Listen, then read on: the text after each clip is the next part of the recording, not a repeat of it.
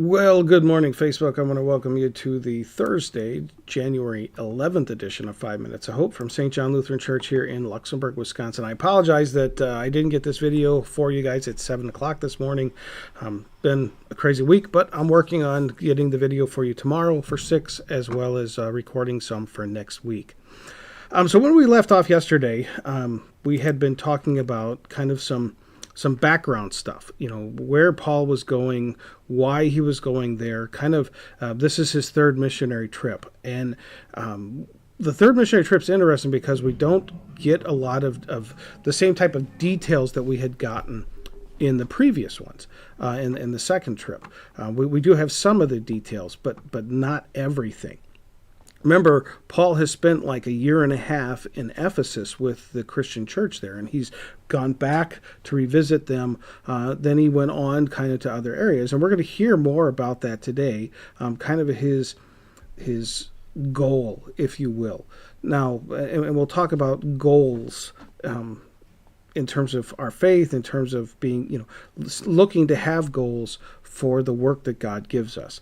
But let's open up our Bibles to Acts chapter 20, and we're going to be reading verses 7 through 16 together today. On the first day of the week, when we were gathered together to break bread, Paul talked with them, intending to depart on the next day, and he prolonged his speech until midnight.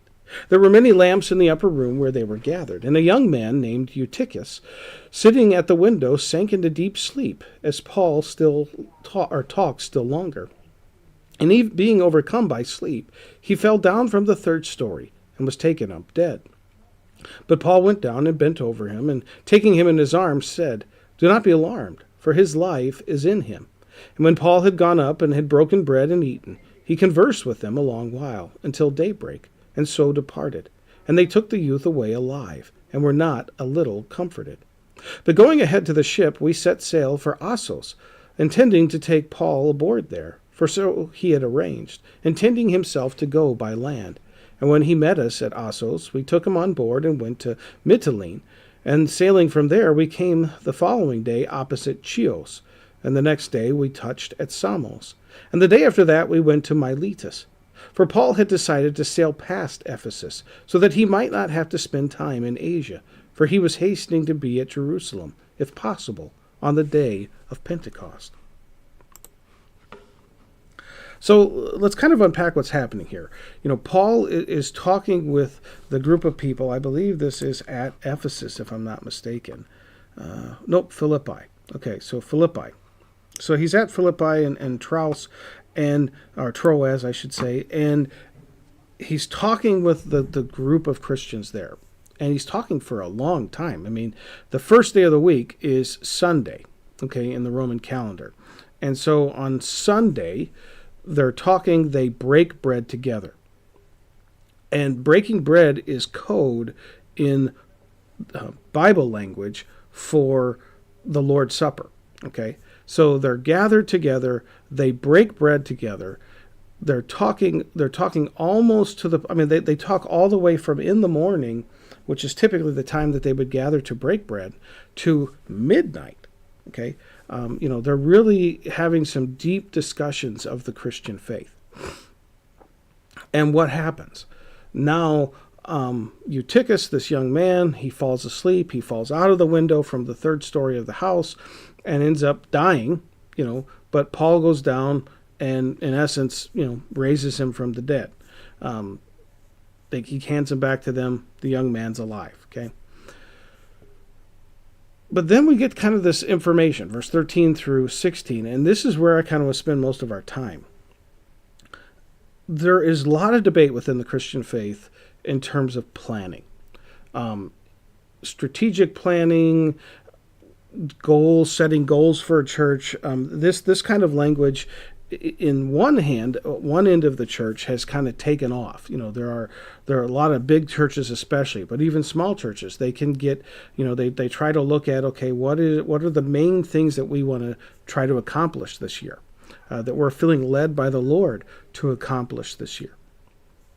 Then there's other churches, the other school of thought, if you will, the other end of the spectrum is, well, let's just keep doing the ministry that we've been doing, and that's good enough. I think that the best place to be is actually a place in the middle. Okay, we do the stuff that we do, but we're always asking the Lord's. We're seeking His will. So Paul, we can see here. Let me kind of circle back to the text for a little bit. Okay, Paul, his will, if you will, his goal that he wanted to get back to Jerusalem for the day of Pentecost. This would have been 3 or 4 years at least after his original call into faith. Okay, so he wants to go back to Jerusalem for the day of Pentecost. He wants to celebrate it in Jerusalem. He wants to celebrate it with the brethren, with the believers in Jerusalem. That may not be God's will for him. But he's feeling led in that direction. Well, how do we know if that is his will? How do we make choices along the way? Remember, he had spent a lot of time with the church at Ephesus. He had really poured a lot of time and energy into developing and helping develop that congregation. And he just wants to sail right past it. For the way that they would often sail at this time, they would sail close to the shoreline. They would sail within visible distance of the shoreline because they didn't have good navigation skills to navigate by the stars. They were scared to go out into open water. A lot of their boats were smaller boats. So they would always sail usually about a day's journey, kind of like if you've ever been on a cruise. They generally stop at a different port every day or two. That's how they would sail, so that's why it's talking about being by Chios and Samos and Miletus. That they're kind of, as they go, they just make their way up right along the shoreline of that map that I had shown you guys, and I apologize I don't have it up here. But they would sail along that way because then if something happened, the thinking was, well, we're always close enough to land. If we had to, we could even swim to land. Okay. Well, along the way, again, Paul is making choices. He's making choices to prioritize certain things like getting to Jerusalem for Pentecost over possibly other things like, well, it'd be nice to see the believers in Ephesus, that kind of stuff. How does that apply to our daily lives? Well, productive, effective people have to learn how to prioritize things.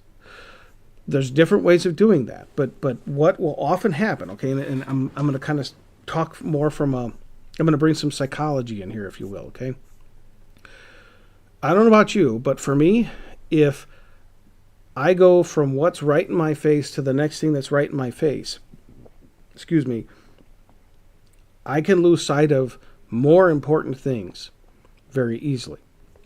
If I come up with a list of here's all the stuff that is on my plate, if you will, if I have that list, I now can prioritize for today or for this week, barring other things coming up, and they ultimately do,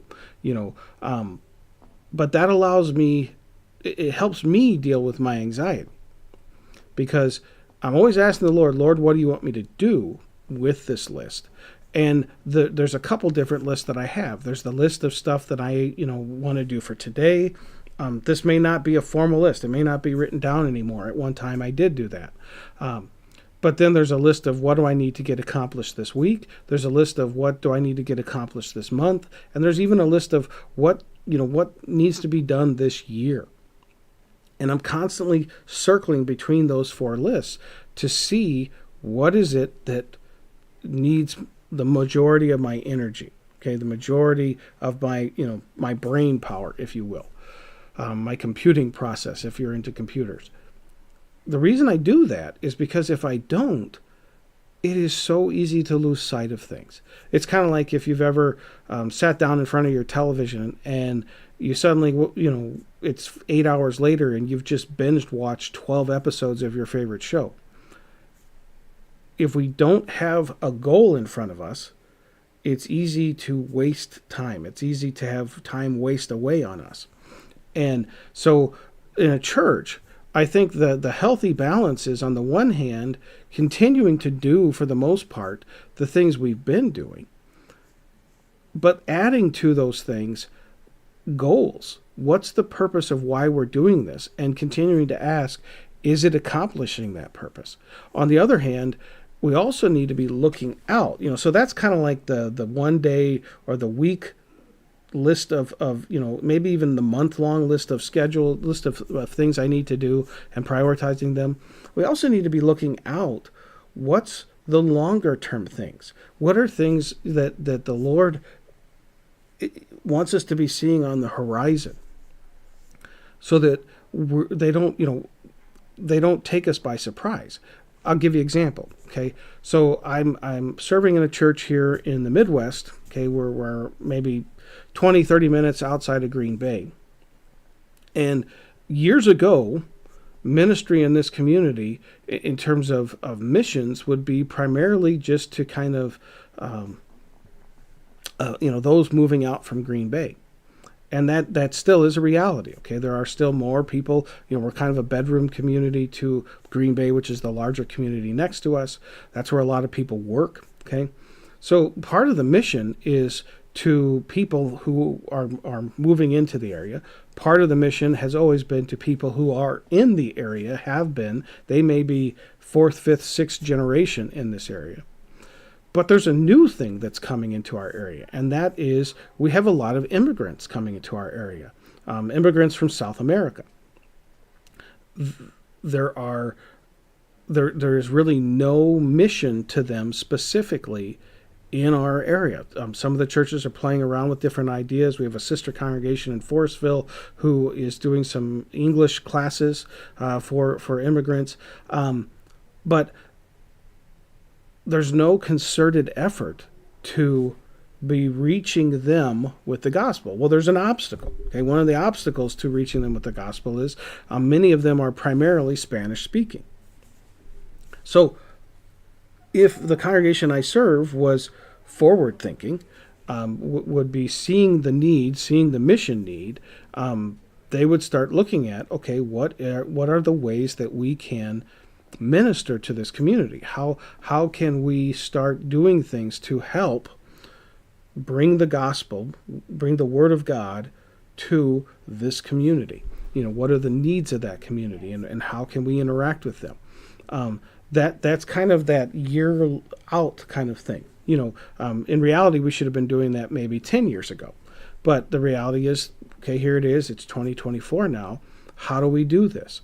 And while at the same time not ceasing to minister to the people who've been here forever, the people who are still moving here from, that are more like us, if you will, but at the same time seeing another need for the gospel.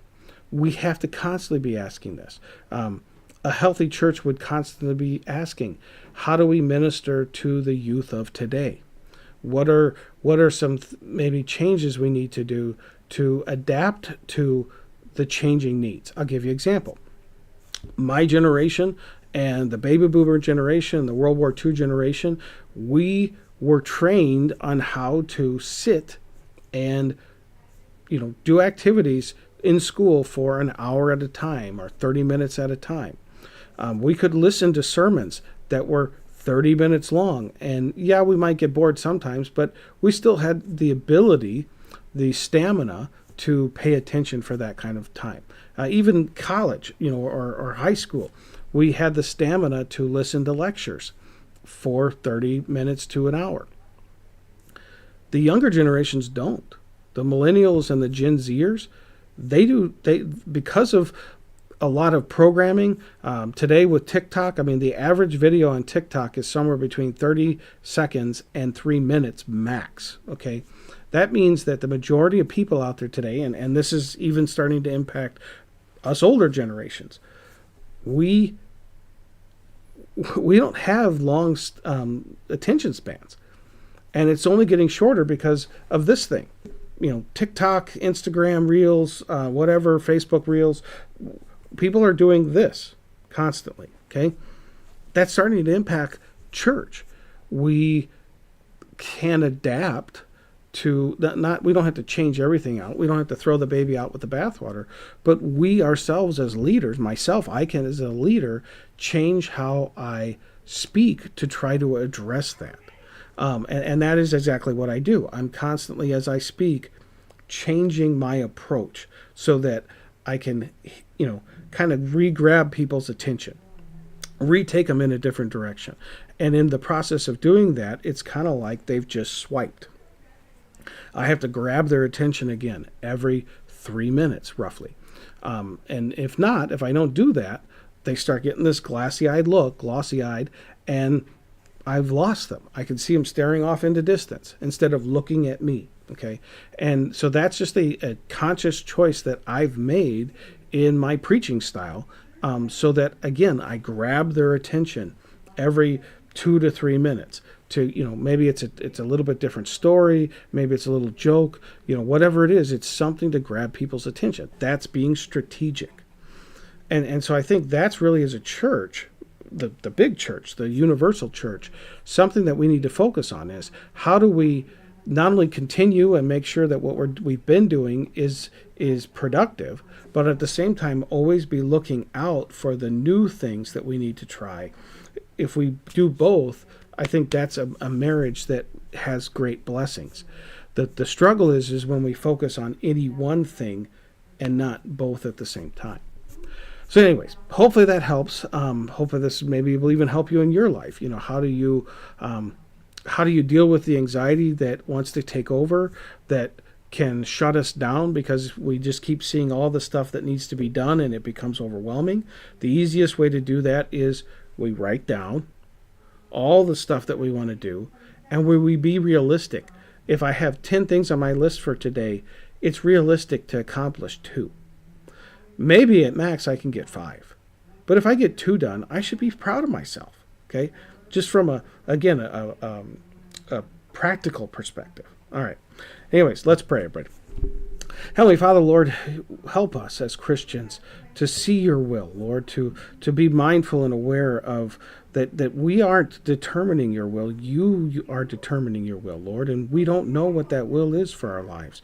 But help us, Lord, to put ourselves out there for you, to be in your shoes, or not in your shoes, but to try to be led by you, by your word, Lord, by the direction of your Spirit, to the different ways that you could not only can, but want to use us each day. Our Father, who art in heaven, hallowed be thy name. Thy kingdom come, thy will be done, on earth as it is in heaven. Give us this day our daily bread, and forgive us our trespasses, as we forgive those who trespass against us. And lead us not into temptation, but deliver us from evil. For thine is the kingdom, and the power, and the glory, forever and ever. Amen. All right, everybody, have a great rest of your Thursday, and we'll talk some more tomorrow with Psalms and Songs.